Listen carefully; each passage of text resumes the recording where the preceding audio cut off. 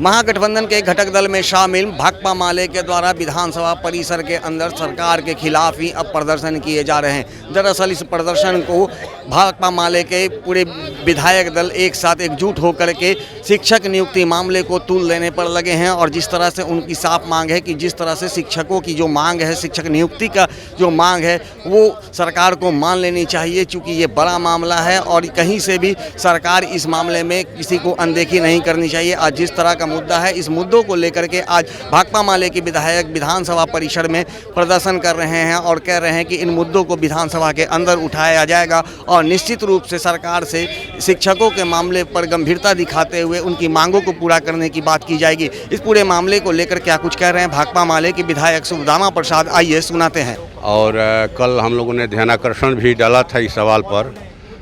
लेकिन दुर्भाग्यवश हमारा ध्यानाकर्षण जो है वो नहीं आ पाया आज।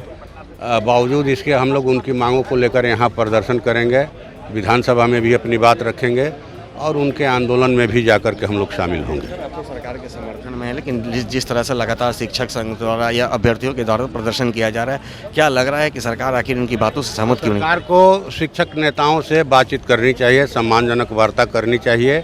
उनके मन में अगर कोई शंका है,